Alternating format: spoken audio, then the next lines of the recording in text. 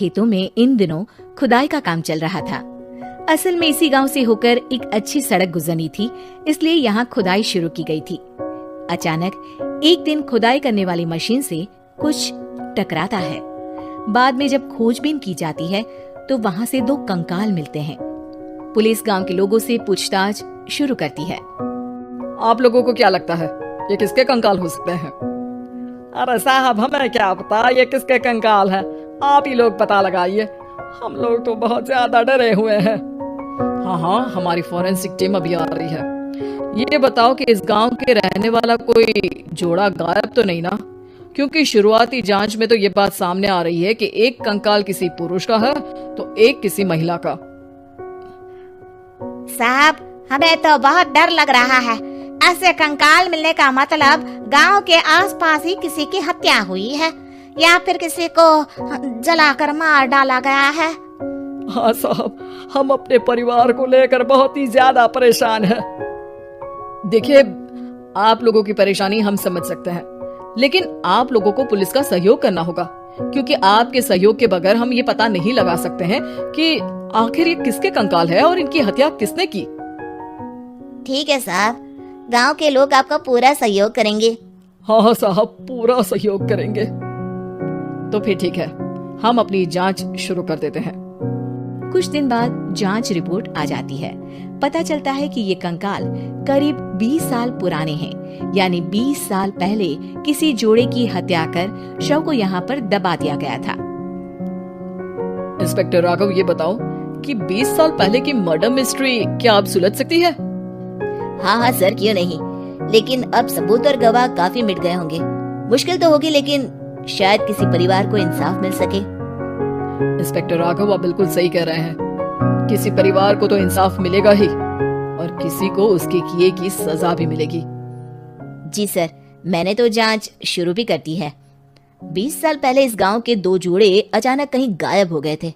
मैंने दोनों ही परिवारों के बाकी के सदस्यों से बातचीत शुरू की तो उन्होंने बताया कि उनके बच्चे शहर गए थे, लेकिन आज तक वापस नहीं लौटे हैं। लेकिन ये दोनों शव किस परिवार के सदस्यों के हैं, ये कैसे पता चल सकेगा? सर, मैंने डीएनए टेस्ट करवा लिया है। आज शाम तक इसकी रिपोर्ट भी आ जाएगी। अच्छा, ठीक है। उसी शाम को सर, डीएनए रिपोर्ट के मुताबिक ये दोनों ही लाशें चौरा गांव के रहने वाले प्रधान सुल्तान सिंह के बेटे और बहू की है। लेकिन इनकी हत्याएं किसने की है, ये कैसे पता लगेगा? इसी का तो पता लगाने की कोशिश में जुटा हूँ सर। आज सुल्तान सिंह से मिलने भी जा रहा हूँ। मेरा बेटा और बहू तो मेरे लिए सिर्फ यादों में ही रह गए थे। हमें उनकी लाशें तक नहीं मिल सकी थी। आज 20 साल बाद उनके कंकाल मिले हैं। मैं अब किसके लिए जीऊं? लेकिन सर, क्या आपकी किसी से कोई दुश्मनी थी? अपने बेटे बहू की हत्या के लिए आप किसे जिम्मेदार मान रहे हैं? अब मैं किसका नाम बोलूं? मेरी तो किसी से दुश्मनी नहीं थी, बस मेरे बेटे बहू को कोई वापस ला पाता।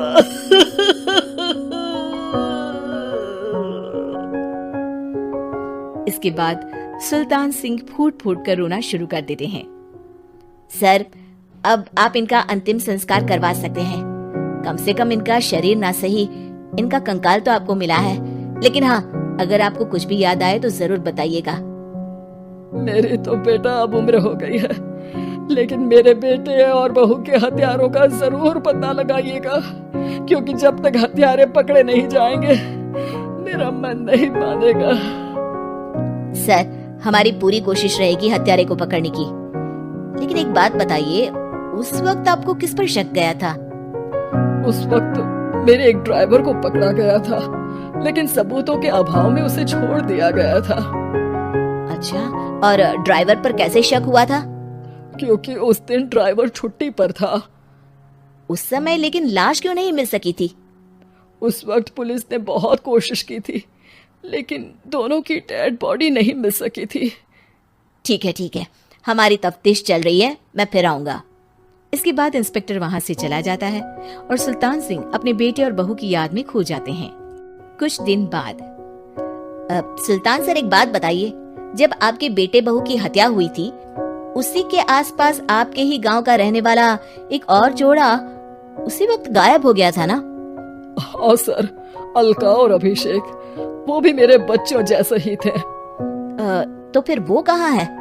उनका भी आज तक पता नहीं चल सका, लेकिन बताते हैं कि कुछ साल पहले अभिषेक को गांव के ही किसी आदमी ने मुंबई में देखा था, लेकिन फिर वो गायब हो गया। यानी अभिषेक और अलका की हत्या नहीं हुई थी, बल्कि उन्होंने किसी वजह से खुद ही गांव छोड़ दिया था। हाँ, हो सकता है, क्योंकि अभिषेक मेरे बेटे संतोष का अच्छा दोस्त था और उसका मेरे घर भी आना जाना लगा रहता था। हो सकता है कि उसने मेरे बेटे और बहू के बारे में सुन लिया हो और ये गांव छोड़ दिया हो सकता है।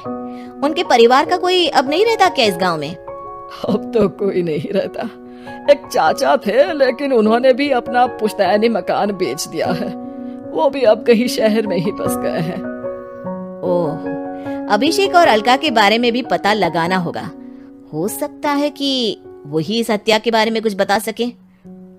हो तो सकता है, लेकिन वो बेचारे तो खुद ही वक्त के मारे थे, वो क्या बताएंगे। फिर भी सर, जब केस दोबारा खुला है तो जांच तो करनी ही पड़ेगी, और इस बार तो लाशें भी बरामद हुई है। कुछ दिन तक लगातार तफ्तीश चलती रही।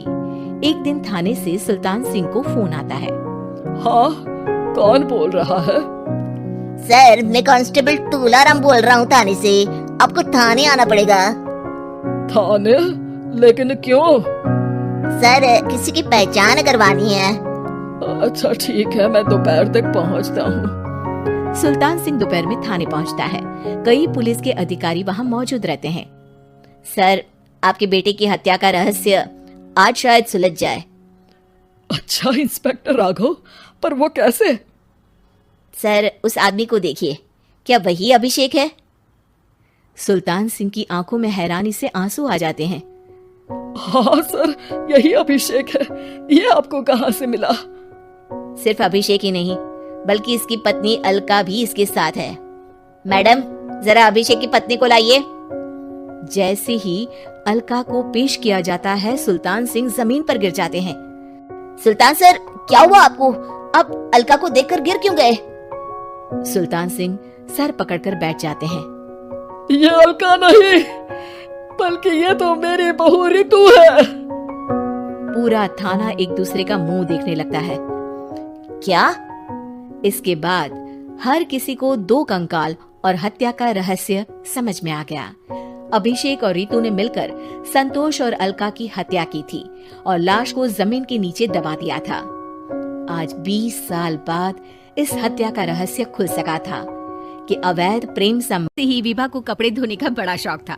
कभी नल के नीचे तो कभी तालाब के पास। अरे मेरी नीली वाली लुंगी नहीं दिख रही है। विभा की अम्मा, कहाँ रखी है लुंगी? अरे वो तो विभा ने परसों ही धोकर रखी थी आपकी अलमारी में। देखो वहीं होगी। वो ना मैंने आज धो दी, मुझे लगा कि गंदी हो गई होगी। अरे कैसे गंदी हो गई थी? उसे तो मैंने पहना भी नहीं। हे भगवान, इस लड़की के कपड़े धोने की आदत से परेशान हो गया हूँ मैं। जितना तो घर में राशन नहीं आता, उससे कहीं ज्यादा डिटर्जेंट पाउडर का खर्चा है। इसकी शादी करवा दो, शादी। जाए अपने घर में ही करे काम, फिर चाहे घर के कपड़े धोने हो या पूरे गांव के। हाँ ठीक बोल रही हूँ, देखता हूँ मैं कोई लड़का। वो दिन भी आ जाता है जब विभा को देखने लड़के वाले आ जाते हैं। लड़की मुझे अच्छी लगी। होने वाली सास कहती है, बेटी अगर कुछ पूछना है तो पूछ लो। वैसे तो हमारी लड़की बहुत ही शर्मीली है, जो बोल दो वो मान लेती है, इसे क्या पूछना होगा। अरे कैसी बात कर रही हो माँ, मुझे इन लोगों के घर रहना है, सवाल तो कई है। हाँ हाँ बेटा, पूछ लो ना, क्या पूछना है। आप लोगों के घर कपड़े कौन धोता है? सास का मुंह बन जाता है। देखो, अगर तुम ये कहना चाहती हो कि तुम्हें कपड़े धोने नहीं आते तो सुन लो, कपड़े मैं ही धोती हूँ, लेकिन तुम्हारे आ जाने के बाद मैं रुमाल तक नहीं धोऊंगी। अरे चुप रहना भाग्यवान, बहू बेचारी घर आई नहीं, उसे डराना शुरू कर दिया। वो क्या है ना बिटिया, अभी तक तो ये कल्लू की माँ ही धोती थी, लेकिन अब तुम्हारे पापा तो दहेज में वॉशिंग मशीन देंगे ही। तभी विभा की माँ बोल पड़ती है, सवाल भी पूछा तो क्या। वैसे भाई साहब, मशीन की तो फिर भी कपड़े धोने की कैपेसिटी होती है। मतलब जो बिटिया दे रहे हैं ना विभा, इसे कपड़े धोने का बहुत शौक है। ये आप लोगों के क्या, आस पड़ोस गांव मोहल्ले सबके कपड़े धो दे और उफ तक ना करे। बाहर देखा नहीं आपने कितने कपड़े सूख रहे हैं। सब हमारी बिटिया ने ही तो धोए हैं। बस भी करो ना माँ, शर्म आ रही इतनी तारीफ सुनकर। और तो और एक दाग निकाल कर दिखाओ तो मान जाऊँ। हाँ अच्छा, माफ करना बेटा, मैंने गलत समझा। हमें तो रिश्ता बहुत पसंद है। और ऐसे जुड़ जाता है रिश्ता कपड़े धोने का शौक रखने वाली विभा का। उसकी शादी हो जाती है कोयला फैक्ट्री में काम करने वाले कल्लू के साथ। शादी के बाद अचानक विभा चिल्लाती हुई सास के पास आती है। सासू माँ, अरे सासू माँ कहाँ है आप? ये तो धोखा है, धोखा दिया आप लोगों ने मुझे। इसे ससुर के चक्कर के बारे में पता चल गया। अरे तो उसमें तुझे क्यों धोखा मिला है? अरे नल में पानी नहीं आता, कपड़े कैसे कब धुलेंगे? अच्छा, तू पानी नहीं आ रहा उसकी बात कर रही है। तो आपने क्या सोचा? कुछ नहीं। अच्छा, तेरी माँ ने कहा था कि कपड़े धोने का शौक है तुझे, याद आया मुझे। शौक बोलकर कपड़े धोने वाले मेरे जुनून को कम ना आके सासू माँ। कपड़ा धोना मेरा गुरूर है। तभी पति भी वहाँ आ जाता है। अभी मैंने इसे सनी देओल की फिल्म दिखाई है, उसी के डायलॉग मार रही है माँ। अच्छा सुन, साफ साफ बता रही हूँ, पानी सुबह 4 से 6 और शाम को 10 से 12 आता है, समझी? विभा टाइमिंग सुनकर हैरान हो जाती है। ये क्या भूतों का मोहल्ला है? सुबह 4 बजे उठकर कौन कपड़े धोता है? 4 बजे टंकी में पानी जाता है, फिर सारा दिन धोना ना, किसने मना किया?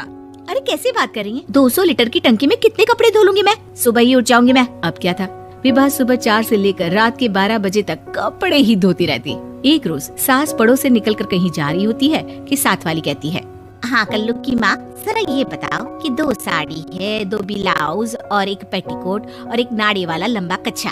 हाँ तो? अरे तो क्या, कितना लोगी धुलाई ये बताओ। धोबन दिख रहे हैं हम क्या? हमारे पति सरकारी नौकरी से अभी रिटायर हुए हैं और बेटा सुपरवाइजर है कोयला फैक्ट्री में।